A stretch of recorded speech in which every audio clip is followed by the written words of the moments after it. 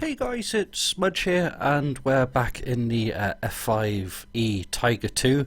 Now, I know I've already done a video on this, and that was very much kind of like a first look, but I wanted to kind of make another video and revisit this and look at kind of some of the smaller details and maybe kind of go a bit more in depth into the module and hopefully cover off a few more details, looking at things like the radar and weapon systems, also a couple of other things about the fuel management systems, engine management, and then just kind of seeing where we'll go. Now I predict this might be about 30 minutes to an hour. It's probably going to be a longer video as we're kind of going through and covering everything, so we'll crack straight on.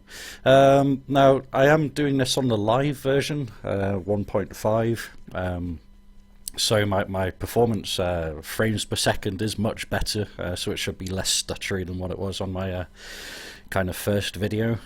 So what we'll do is that we'll crack straight on. We'll look at the startup and kind of getting the aircraft up and running, and some of the other systems, and you know, kind of just talking about flying the aircraft and hopefully kind of shedding some light and maybe making some things clear for people who maybe you know, have some questions about the aircraft.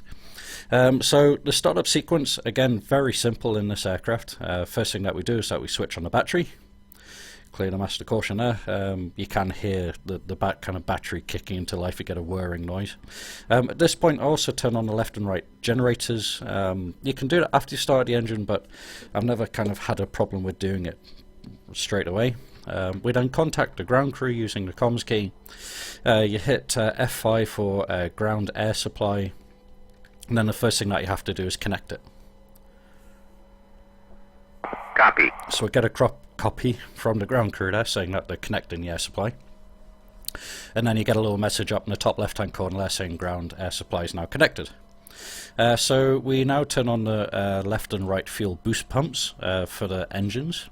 Now currently at the moment, if we just look external, I'm carrying an external fuel tank on the centerline pylon.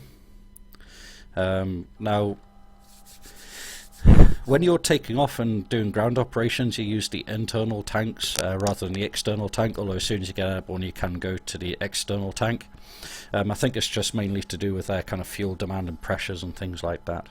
You don't want to kind of be drawing from an external tank when you're at a critical stage of takeoff and for some reason you get a flow problem, or the tank drops off and all of a sudden you've got no fuel running into the aircraft. But yeah, that's that anyway.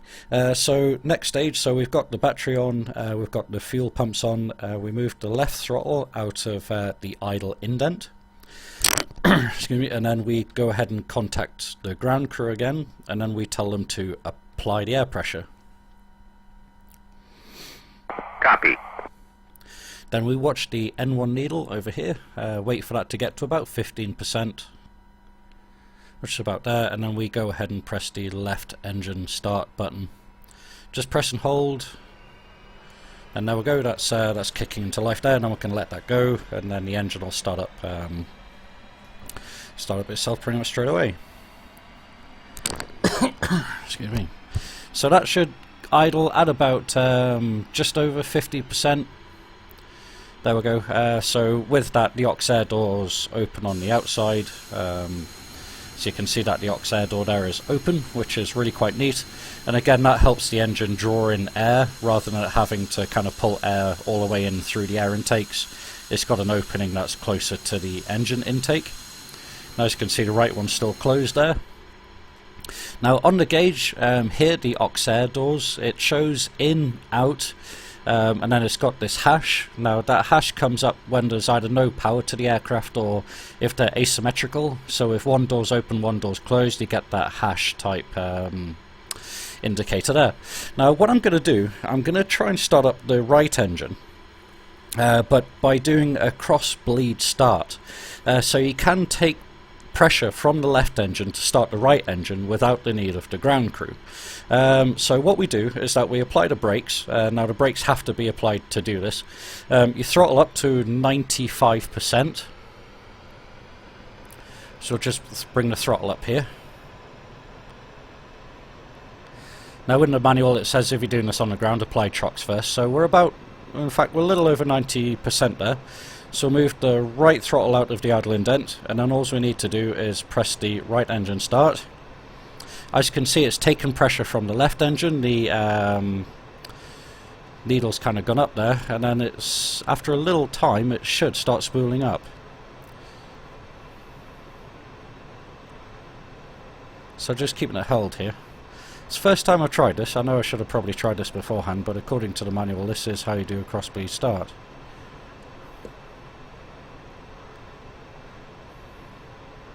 Ah, there we go. Right, okay.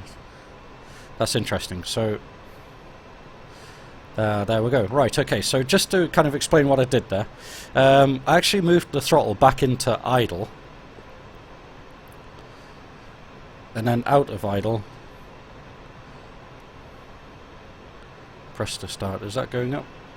There we go. Yeah. Right. Okay. So that's the first time I tried that. I know I should have probably tried that before, but I was just reading about that and I thought that was quite cool. So what we do there is that you keep the throttle in idle with the left engine at 95%. You press and hold the right starter button. That ticks it up to the 20%. You then move it out of idle, and then that cuts the crossfeed across. Then that started up the engine. Then, as you can see, because both engines are started, the aux air doors are now showing open because they're both in the same status. What we'll do as well, just to cut down on sound, we'll go ahead and close the canopy. We'll just put the mirrors away just to save what little frames we do have. Now, the rest of the startup is pretty simple. We'll go ahead and close our air brakes, and then we'll bring our flaps into auto. And then that should put the flaps all the way down to full. Just checking the air brakes there. We can go ahead, put the radar into standby, turn on the damper switches, and set the shaft and flares. Oops, excuse my track error, it doesn't like looking down this far. So this is the shaft and flare. You've got single, program, and multi. Again, you've got the same for shaft and flare, so you can just set those there. Radar operations here, you've got off, standby, operate for on, and then test. This is the range knob, so you've got 5, 10, 20, and 40. This is the acquisition or target lock. That's for radar elevation, and then you've got the TDC slew here. Now, coming forward, you've got the flap operations kind of system here. So you've got emergency full flaps, you've got thumb switch, override, and emergency up. So on emergency up, no matter what the thumb switch is set to, that will bring the flaps up. If you set that to thumb switch, then it will take whatever's off the thumb switch, which is here. So with that, you can have it in fixed, up, automatic, or down from that. You've got your shaft and flare dispenser. It's actually kind of on this side of it, I believe. No, that's missile and cage. Ah, yeah, sorry, this is shaft and flare dispenser kind of switch here. This is your microphone switch, and then you've got a missile uncage key on this side of the throttle here. We also got the extend nose gear switch, so we click that up here, and then that brings the nose gear up there, and that just gives you added angle of attack ready for takeoff. So going around the cockpit here, we can also uncage the standby artificial horizon, make sure that the other artificial horizons are all kind of set and lined up. We can set up the radios. Now for where I am here at Katese, it's channel 10. Now we can set that to both in presets. That arms up the preset radio channels, arms up both VHF and UHF kind of radios. And then that's pretty much everything. Oh yeah, we can also go ahead power on the RWR system here. That should bring that all to life. Fuel management we'll get into a little bit while we're airborne. Turn on the oxygen supply down here. As you can see, you get the flow indicator. You can turn on the IFF system here, normal. There's test lamps for that, but I'm not sure how much of that is modelled. Now lighting in the aircraft is actually really quite nice. So you've got a series of kind of light switches here. The middle row is all to do with internal lights. so instrument lighting and things like that here. You do have a floodlight which you can turn on and change the brightness, which is quite nice. Again, quite handy for it at night. And you can see kind of where the floodlights are all coming down from there, but we'll turn it off. And then you've got your external formation lights, exterior lights, and then you've also got the beacon switch here. This is for warning lights to bright or dim. As you can see there, the undercarriage lights you can turn into dim, so if you're at night and you find them a bit kind of bright, a bit daunting, then you can turn them low, or you can click them back into high and then all the lights come back on high. Let's just take a look external here, and as you can see we've got our strobes and formation lights and everything like that all flashing. Very, very pretty plane, and it's incredibly detailed. There's a lot going on with this. Righty, okay, so that's pretty much kind of everything there. Now a couple of other things I really like the small details on this. The seat is adjustable, so there's a little switch here that you can move up and down, and it changes your perspective in cockpit as well, so you know you can move that up and down, and you know kind of as you like. You can have it all the way down or all the way up, or just find somewhere where you're comfortable kind of sitting, and then you can move your chair. So having a height adjustable chair, really neat little thing there. Also another thing, there's a thing here to the right of the canopy Jetson switch, which is airflow for your air conditioning, and you can move that about as well. It's just one of those things that I think is really quite funky. I do like that quite a lot. So what we'll do now is that we'll tell the ground crew to disconnect the hose, so that they don't shout and scream at us when we try taxiing out. Copy. And then we can also contact the ATC. Well, request startup. Maybe should have done it first. Request startup. Thank you very much. Kind of already done that. And then we'll request taxi to take off, because we may have already started up. Pontiac 1-3. Request taxi to runway.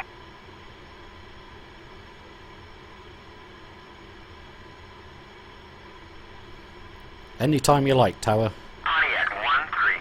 Ready? Clear to taxi to runway 7. Cool. So what we'll do now is that we'll taxi out. So again, you need to press and hold the nose wheel steering button, which is just on the bottom of the stick there. If you let go of it, the nose wheel stops responding, and it will stay at the last position it was held. So it only takes the tiniest little bit of power to kind of get you going, and then pressing and holding the nose wheel steering key can get you going. Now a quick tip from me, it is a very good idea to set up a bit of a dead zone on the rudder on this, because it is very sensitive, and you may find that you'll start kind of swerving a lot when you're taxiing, and especially trying to take off, and you'll find that's because the rudders are a bit sensitive. So by setting a dead zone or a little bit of a curve, it can help quite a lot when you're taxiing and taking off. Also, to brake, it's all done on the toe brakes. You've got left and right toe brakes, but you can do those together. You can set a button for it. I've got it on the toe brakes on my pedals there, so that's kind of, you know, I can control it with that. So we'll just kind of taxi up to the runway here.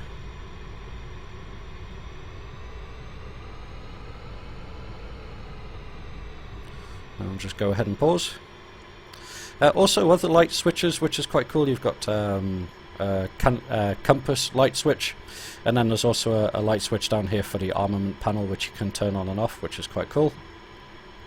So just a last quick sweep of the cockpit, make sure that everything is as it should be. We've got the nose gear extended, flaps are set to auto, they're at full, that's good. Fuel boost switches are all kind of set. We can also go ahead and turn on the pitot heat, or pitot heat. That's just kind of like standard kind of housekeeping, I suppose. Other floodlights and things like this. Everything else is looking quite good there, so I think what we'll do is that we'll then contact the tower and request takeoff. 1-3, request takeoff. Pontiac 1-3.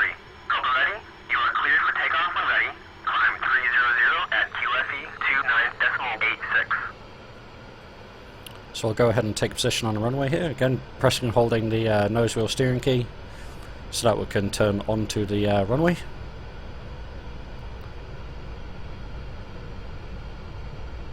Now we'll just take up on centre here.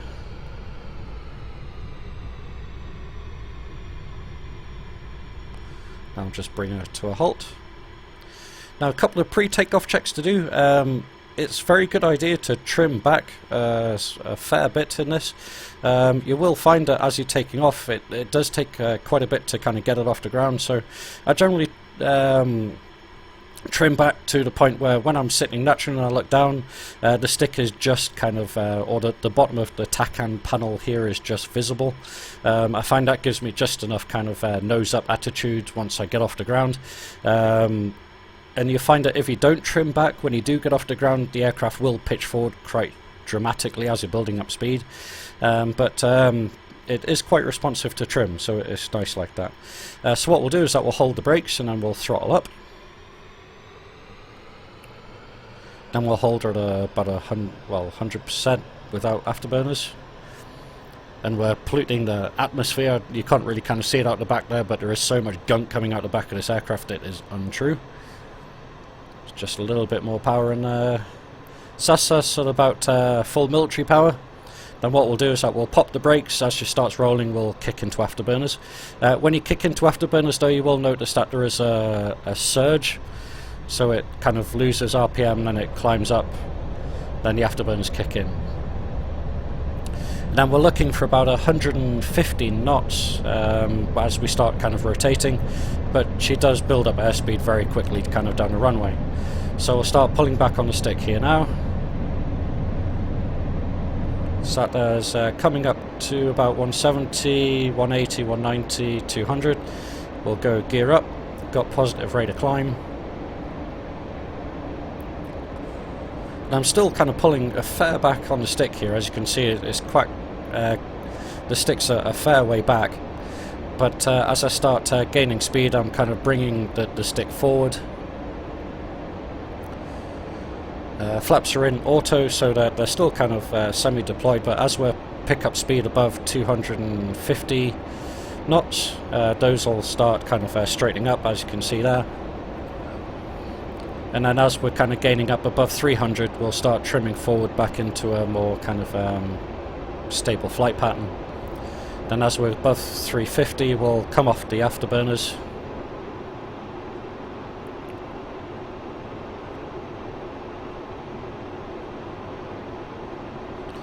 And then that's us taken off and in level flight. So what we'll do now is that we'll turn back towards the coast, and then I think we'll take a look at kind of using the radar, and then we'll move on to bombs and ground pounding and things like that. Now I do have object kind of enlargement on slightly. I've set it to medium just to help me kind of spot things and for reference. That's why you might see like kind of grey artifacts about the place. It would be nice if you could set an option for enlarging civilian traffic, so again it can be a kind of bit annoying where it enlarges all of the civilian kind of cars and things like that on the road, as well as kind of targets, but I guess beggars can't be choosers.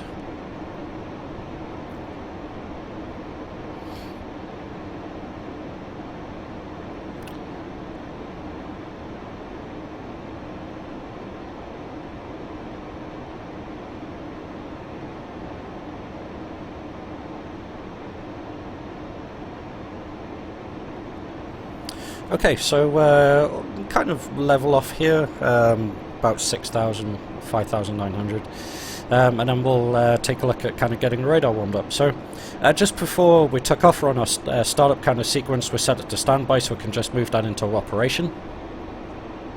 We've got it at 40 miles range, so just climbing there as we're starting to build up speed. And then as you can see there, the radar is now scanning kind of backwards and forwards. And I do have a series of kind of targets off to our right here to try and find, so we'll we'll turn over that way and see if we can't pick some things up.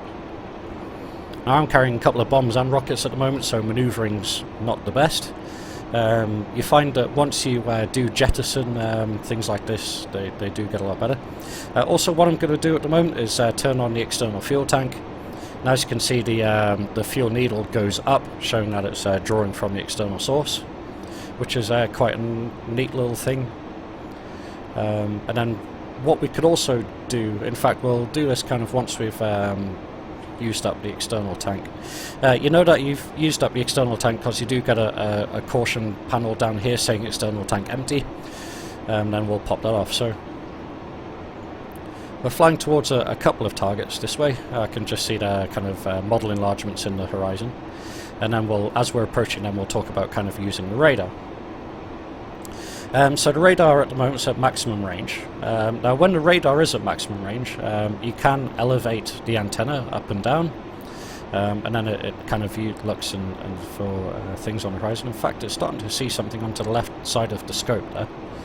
So I'll just actually start coming left.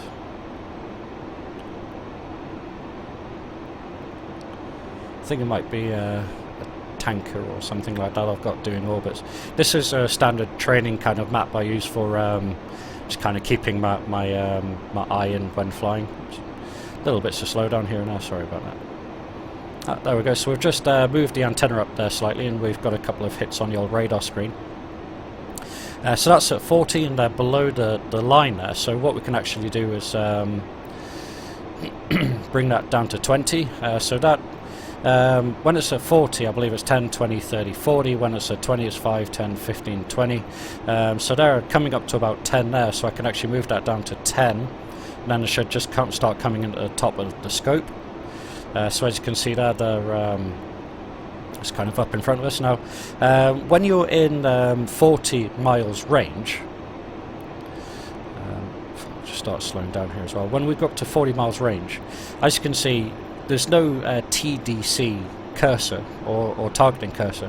When you move down to 20 miles, you do get the TDC cursor, which you can move about in order to find things and start locking them on.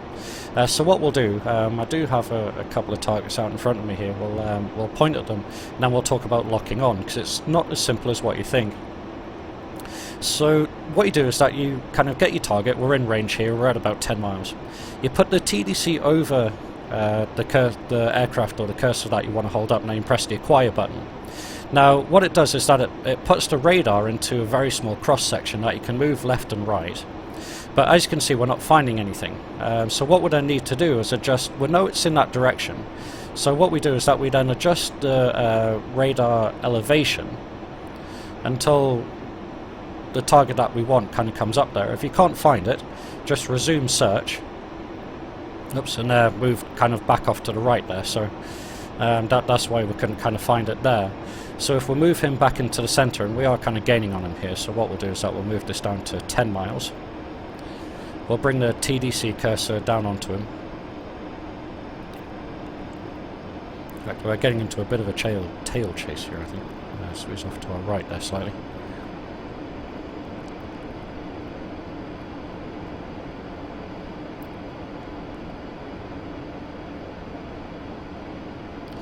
Right, there we go. So we've got a target kind of towards the nose there. We'll put the TDC on him, and then we'll hit acquire. That'll then kind of, as you can see, he's kind of disappeared there. So what we'll do is that we'll adjust the antenna elevation up and down until we get the solid box. So there we go. So that's the box is now completely solid. We've got 20 degrees up antenna elevation. The box is solid, and then we hit acquire again. And then what we've got there is a positive lock-on. And then as you can see on the radar screen, we have a crosshair, and that's showing the target kind of... oops, we've lost our lock there actually. It must have beamed us slightly. So what we'll do is that we'll just resume search here and then see if we can't reacquire him. Slippery little devil. I think we might be higher actually. I've got a contact on the left there as well. Let's see if we can't find him.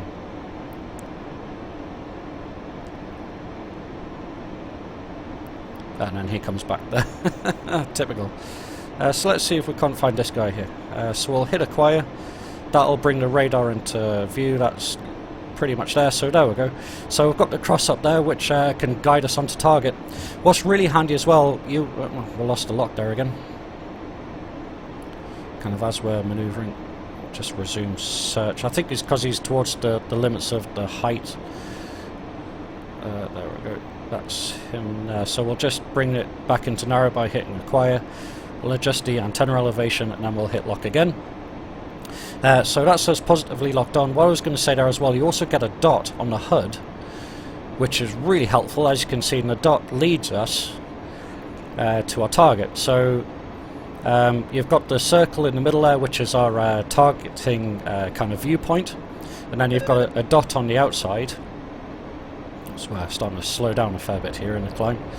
That can lead us kind of visually to where the target is that we're locking up. So you've got the cross in the middle of the radar, which is where our target is in relation to us. And then you've also got the dot on the HUD, which shows us where he is off the nose as well. So there's two ways there of visually tracking a target that you've locked up, which is really, really helpful. So as you can see there, what I've done, I've put the gun sight into AA2 guns, which is like a floating gun pipper. In fact, I think we've got a positive lock on there.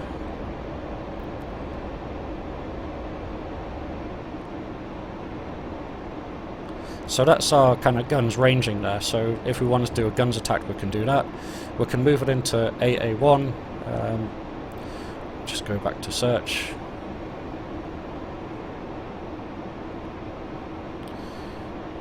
There we go, that's positive, so we'll just get him locked up there. So that's us locked on guns mode, and then we've got missile mode.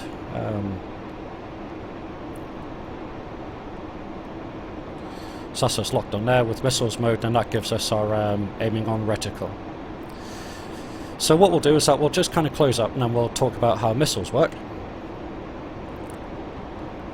So what we need to do to arm up the missiles is first turn on the master arm switch, which is here. Now as soon as you turn this up, you get the growler. Now we haven't even kind of armed up or activated the missiles. You do that by turning up these two, but you do get the growler, which helps in acquisition of the target. It's a little bit slow down there, sorry about this. It is much better than what it was in the last video. So as you can see there, when we now point towards target with the growlers coming off the missile, as you can see, you get a change in the note there, which is saying that the missiles are kind of finding their target. So that's us kind of positively locked on there. And as you can see there, we've also got a marker come up on the right hand side there, and it's also come up saying that we're in range on the radar. So that means that we're now in kind of optimal missile firing range. So what we'll now do is that we'll arm up our right hand missile. We'll turn this off so I know it comes off the right hand rail. The missile sees a target, so what we do is that we press and hold the missile seeker key, and then we press the fire key, and then we go and kill a friendly tanker. Skadoosh. But this is kind of more about how the radar works rather than kind of getting into combat and doing things like this. So you can do this without the radar as well, so if we move this into standby, or in fact what we'll do as well is that we'll show how dogfight mode works. As I get a big pause here, sorry about this. So we'll move the radar back on. Now in the controls, if you look, you've got DG missile and DG guns, which is dogfight mode, and this sets like a high PRF auto acquisition mode for the radar. So in DG missile or dogfight mode missile, it sets it to 10 miles range, and then when you find your target and look at it, it automatically locks on, so you don't need to do anything with the radar screen. And this is really very handy. And then there's also dogfight guns mode, which when you kind of switch that in, again it auto locks onto target, but it sets the gun to AA1 kind of guns mode, so that the pipper doesn't the pipper doesn't move, it's fixed. So you have to kind of program and lead yourself on the targets. Just got a master caution, so there we go. It's actually come up with the master caution there saying that the external tank is empty. So what we'll do is that we'll just clear off the master caution, we'll switch off the external fuel pump. What we can also do at this point is jettison it. So to jettison an external fuel tank, you select the fuel tank position, which is kind of like the middle key there. You turn on the selective jettison kind of master switch to selective jettison, and then it'll jettison whatever pylons we have selected. Then you press the red button, and then that then kicks off our external fuel tank. Now we can switch off the selective jettison, then deselect the pylon for that.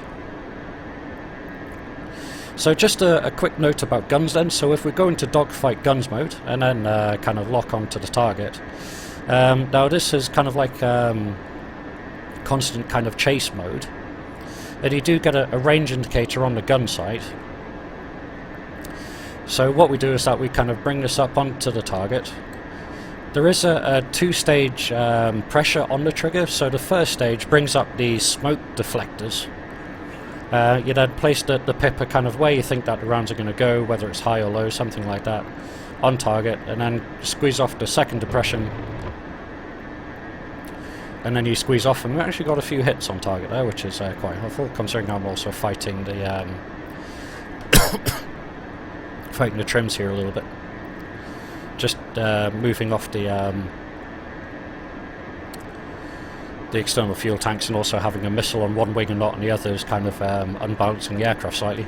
So what we'll do is that we'll just get rid of the other missile by arming it up. Going dogfight missile mode. Now we'll fire that off. Flares ain't gonna help you at that range, buddy. Sorry about that. And then that's one dead Viking.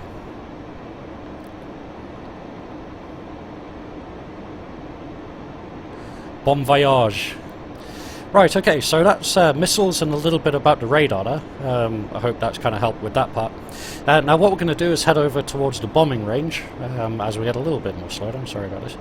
And then we'll talk about bombing. So we'll just kind of move the radar back into standby. And then we'll retrim. Now, a little thing about fuel. Now, as you can see, or as we are now aware, we have got rid of our external fuel tank. Now there's two internal fuel tanks, there's a front and back, but what's kind of funny about that is that they feed the left and right engines independently according to the manual, and they have different amounts of fuel in them, and as kind of default, as stock, there's a big variation. Now this can cause kind of unbalanced loading of the aircraft, so what you have to do is kind of balance the fuel tanks when you take off. Now there is an auto balance feature. There's two ways of doing this. The auto balance is just to see which tank is lowest. So as you can see at the moment we're left low, right high, so we move the switch into left low. And then what the system then does is that it kind of pumps fuel from the left into the right, or kind of right into left, as I suppose it would be, in order to kind of balance the fuel between the two tanks. Then once it's reached 200 to 150 pounds of kind of fuel between the two tanks, or when there's a 150 pounds difference, it'll automatically turn off the auto balancing sequence. Now there is also a manual balancing feature. I'm completely turned around here. Which way's the coast? Anybody seen some boats around here? I think it's actually behind me. In fact, is it in front of me? Ah yes, it's over that way. I need to go off the RWR really. Kind of flying a fair ways away. I say it's I've got a compass. Why don't I just use the compass? So we're flying west. I need to fly east.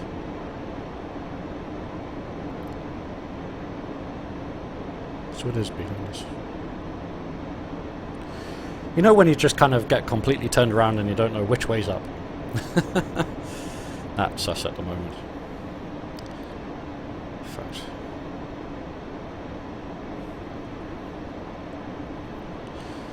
I'm going to cheat and take a look at the map because I'm lost. Yeah, we need to fly west. I thought we were supposed to be flying west. Just ignore me, it's late, I'm tired, and yeah. I'm just making excuses now because I don't really know what I'm doing. But shh, don't tell anybody. So we'll turn back west and we'll start flying back towards our kind of bombing ranges anyway. Kind of flowed long ways away looking for things to shoot down. So anyways, yes, there's also a manual balancing thing you can do. So you turn off the auto balancer. What you then do is look at which tank is lowest. So at the moment it's left's low. So we turn off the left tank and then we move the balancing over to the left. And then that then's kind of switching off the pump from the kind of left tank. And then it's pushing fuel from the right tank into the left tank, and this automatically switches on the cross feed by using this, so you don't need to turn on the cross feed. So if I just show you something here, if we actually turn it on then move this back into there, as you can see when I turned it off I got a master caution because there's nothing feeding the left engine. If we move it over then switch it off, you don't get the master caution because it's automatically kind of switching on the cross feed valve, if that kind of makes any sort of sense at all. So just kind of leave that as it is until those fuel needles kind of come together. What else we can look at while we're kind of flying over there? Right, now another thing as well I do love about this, and Bell Simtech have done this with all of their aircraft, is that they actually have quite complex cabin pressure and heat temperature management type things. And as you can see here, we've got a cabin pressure gauge which shows that it's showing at about 9,000, which is just slightly below our indicated altitude of 10,000. Now if you climb up, or if we climb up above kind of 20 to 30,000, you'll find that this will keep the cabin pressure around kind of 10,000, so it'll pressurize the cockpit so that you don't kind of feel altitude effects, but you can actually kind of switch this off. And you've got a button here for kind of ram dumping air, so if we switch that into the up position, if I can actually click on it, there we go. So by doing that, as you can see, the cabin pressure is now climbing along with our kind of external altitude, so that the cockpit is now unpressurized. And if we turned off oxygen and then continued to climb up to kind of 30,000, we'd find out we'd quickly start blacking out. So that's kind of a handy thing to know, and it's another thing that you need to be aware of in the failures manual, or in the failures procedure, that should you get kind of cabin pressure loss, then you need to kind of be aware of what can cause it and things like that. So as you can see there, as we're climbing up kind of through 15,000, the pressure's going up. If we return the button here, as my tracker kind of lets me down, there we go. So we've returned that there, and then the cabin pressure will dive back down below 10,000, and then that's the kind of cabin's pressurized, and you won't kind of feel altitude effects so badly. But what we'll do is that we'll climb up above 20,000 here. There you go. So we've got a master caution on there because our fuel tank's kind of balanced. As you can see, the auto balancer flicked back from left low to centre because it knows that they're together, but the left kind of fuel boost pump was off, so there was nothing essentially feeding the left engine. So we're up above kind of 20,000 here. So what we'll do is that we've got oxygen off, and then we'll go ahead and kind of depressurize the cockpit. As you can see, the cabin pressures now dive straight up above kind of 20,000. And without oxygen at this altitude, we'll slowly kind of start feeling the effects of altitude sickness. So we'd start greying out, blacking out, and then eventually lose control of the aircraft. But if we keep climbing up to above 30,000, that'll happen much more quickly because there's almost zero oxygen up at that altitude.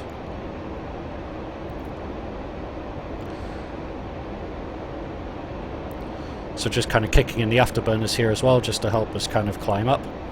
Well, I'm carrying a couple of bombs and rockets, which is kind of slowing our ascent slightly, but you know, we're heading in the right direction towards kind of our bombing range here, so we can look at kind of using bombs and rockets, and then we'll go in for a landing. So, so we're starting to approach 30,000 here. We're off oxygen and the cabin is unpressurized, so we should start very quickly kind of starting to see the effects of altitude sickness, or kind of blackouts, greyouts, you know, kind of blurry vision and things like this.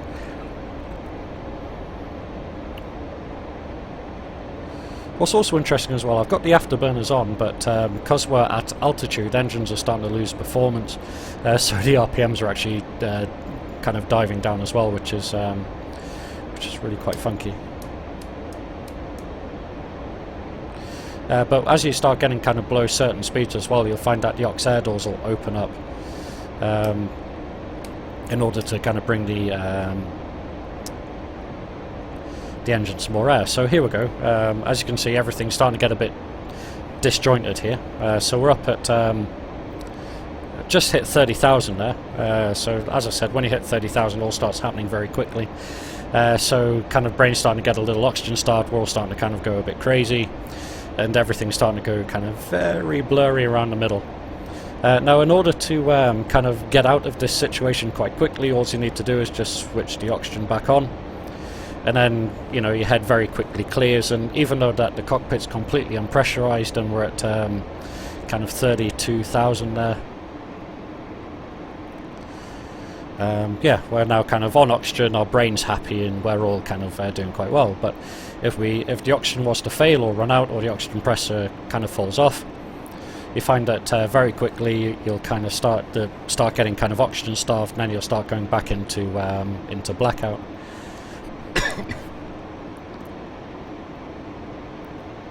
And then what we'll do is that we'll just wait for it to black out. We'll pressurize the cockpit and show just how much longer it takes in order to kind of get out of this situation. So again, all starting to go very disjointed. We're starting to get very narrow vision here. So what we'll do is that we'll pressurize the cockpit. So that's the cockpit's now pressurized.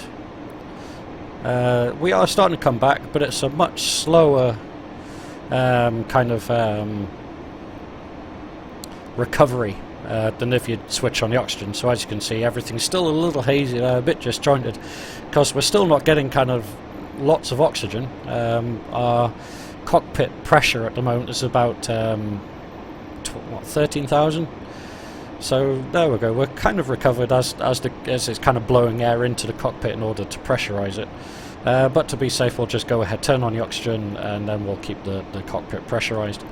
And then what we'll do is that we'll make a descent down towards our bombing range here, and then we'll talk about using bombs and rockets.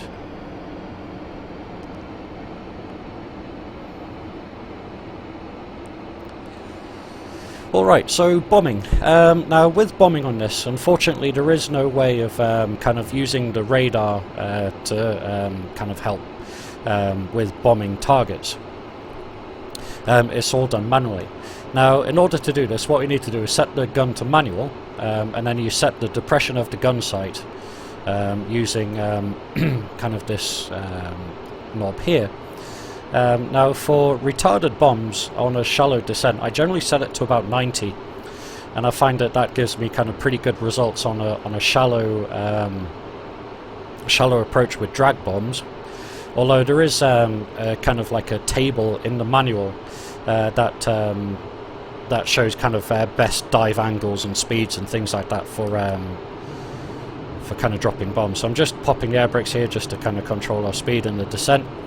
Now, in order to set up for bombing, This is like the bomb master arm here, so you can set it into bombs to drop them both at once, or set it into ripple to drop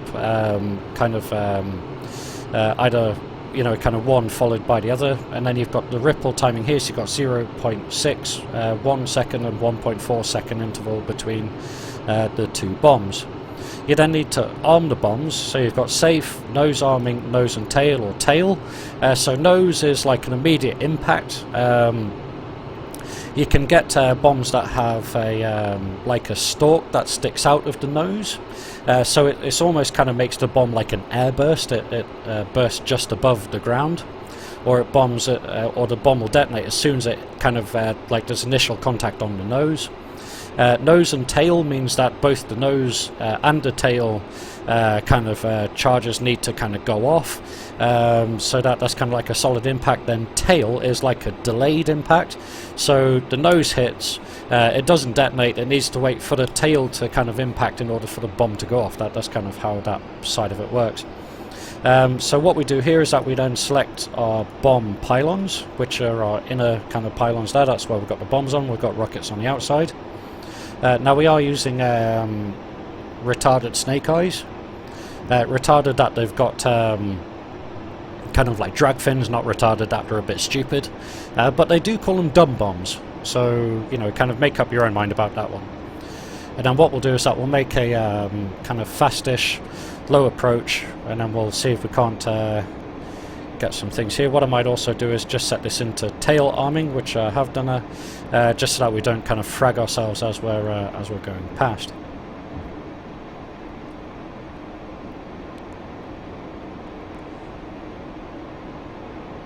So just trimming out the aircraft for kind of level flight.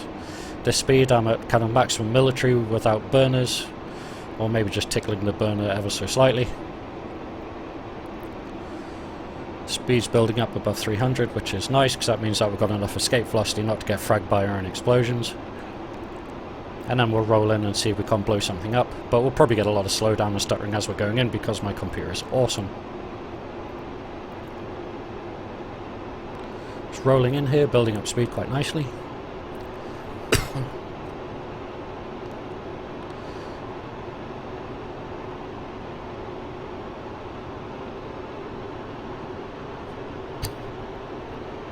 Just making sure that everything's set. So we've got master arm set, got bomb selected, that's all fine.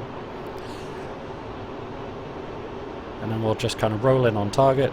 Aircraft's quite slippery here.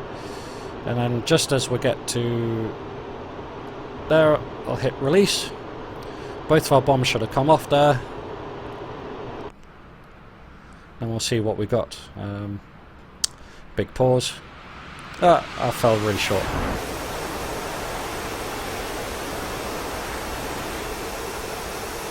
Yeah, I fell a bit short there, but you know, retarded bombs, what can you do?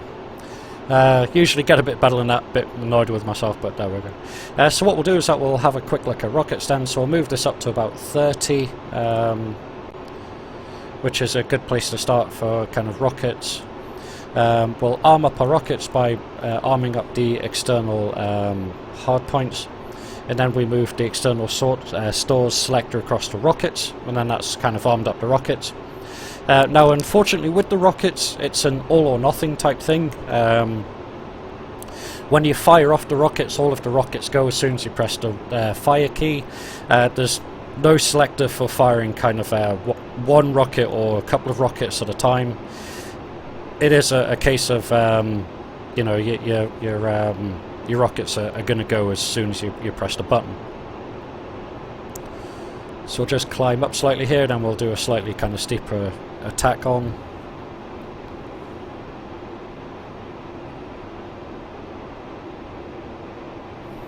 Now one thing I do like on the rocket pods on these as well, you do get like aero cups, which kind of help with the aerodynamics of the rocket pod, which is really quite a cool thing. So we'll go for these on this end, we'll just throttle back a bit. Kind of making our rocket attack run here. If I've set this up right, stutters, then when we fire we should get kind of somewhere toward the target. So we go, and lots of rockets on target. So I made a big mess of that, but firing high explosive anti-tank isn't very good at killing tanks. Go figure. So as you can see, that's all of our rockets gone off at one kind of shot there, so it is very much like a big shotgun kind of being fired. And it's good against soft targets, but against tanks like that, you're not kind of going to expect much of a kill. And we'll just kind of bring this back up here. Then what we'll do is that we'll go around and then we'll do a quick guns run on some soft targets. We'll just arm up the guns, put this into safe, then we'll do a quick guns run. What we can also do at the moment, just in order to kind of save ourselves some weight, is we can actually go ahead and selective jettison the rocket pod. So again, select the rocket pod pylons, turn on selective jettison, and then press the red button, and then that gets rid of the rocket pods. Then that also saves us some kind of weight, and we're overseas, so we're not kind of giving anybody a headache, or we're not landing a couple of rocket pods inside someone's garden. And then you'll find that once they've all gone, the aircraft actually manoeuvres a lot better. It is kind of a lot more maneuverable when it's not carrying bombs and rockets and things like this, and you can throw about a hell of a lot more. It becomes a really decent dogfighter. As you can see, kind of rate of roll is pretty tidy, and she does climb, she does descend, and in fact she is really kind of twitchy around the middle. As you can see there, you can really throw about. And in fact, it's got a damper disconnect switch, which means you can throw it about even more, which is quite funky. So what I'll do is that we'll come in here, we'll kind of prep our guns. So that's first indent, brings up the smoke diffusers.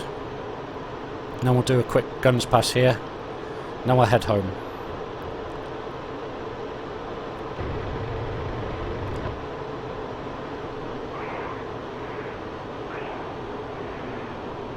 Nothing burning. But what can you say? That looked like it was a good run. There was plenty of kind of bullets impacting around there, but there are 20mm cannons in this, I believe. If I'm wrong about that, I do apologise, but I think that's what I read. 20mm cannons in the nose. In fact, I want another stab at that. I've got plenty of ammo remaining, so why the hell not? Just pop the air brakes out so I'm not overspeeding in the dive here. Give me a bit more time to think about it.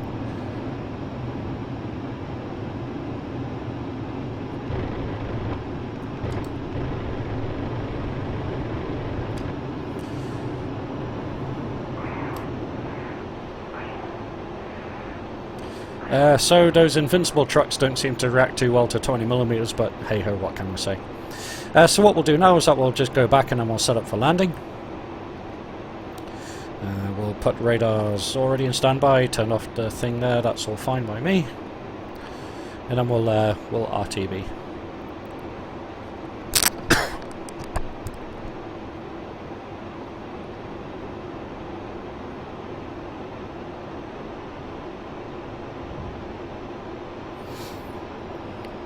So we'll throttle back here, and then what we'll do is that we'll pop out the air brakes as well, just to help slow us down, because this is an incredibly slippy aircraft, and when you're maneuvering hard, it's hard to keep the energy up, but when you're trying to get rid of energy, it's really hard to get rid of it. So, go figure that out. So that's air brakes out. You can kind of force flaps down using the flap switch there. So that's kind of flaps full, kind of push down to full, so that'll help us kind of slow down there. As you can see now, we've got a undercarriage warning light, because we're below 200 knots. We'll oblige and lower the undercarriage as well. And then we'll turn onto runway here. We've just flown past it a little bit, but that's fine. Now, as you can see to the left of the HUD, just this thing here, you've got a kind of angle indicator, so it tells you at the moment we're kind of too fast. So low, when it's at the bottom it's too fast, when it's in the middle you're just right, and then when it's at the top it means that you're too slow. Now one thing I have found on this, which is a bit weird as well, is that every time I've landed so far with the angle of kind of like approach indicator on just right, it just feels too slow, and I've ended up having very hard landings. But maybe that's just me. You know, I need to practice a little bit more with that. So we're just kind of set up here, and then as we kind of bring the nose up, it tells us that we're kind of just right, maybe a touch fast, but this is kind of where I prefer to be on my landings. I find I have much more success with this. So I'm just bringing in the air brakes here, just as we're coming in. So kind of looking good down the pipe here. Again, lots of back pressure on the stick here, even trimming back quite a bit in order to stop the nose from going down. Really need to stop looking about because it keeps causing my computer to pause. And just a bit more throttle in here just to kind of help keep us flying. And cutting the throttle now. And we'll just flare for a nice brake, and then what we'll do is that we'll just pull out the drag chute.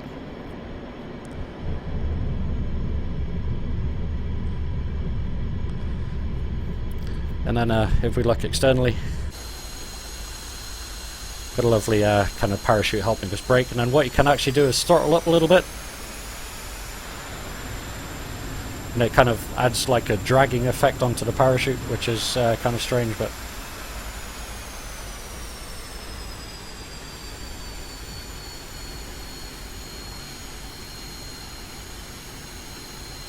lots of wheel locking there.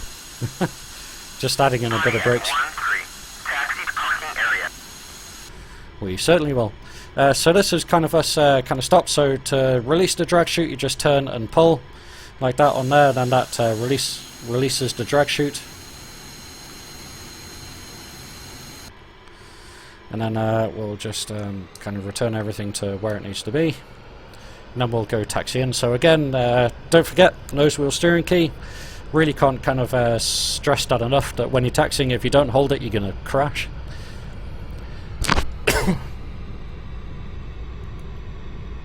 Just put the drag chute handle away.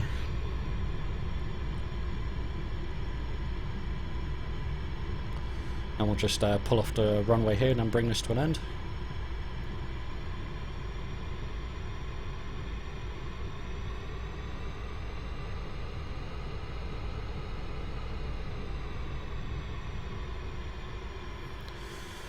So that's a stop, and then just to bring the engines to a stop, just simply bring the throttles up, move them into the idle indent.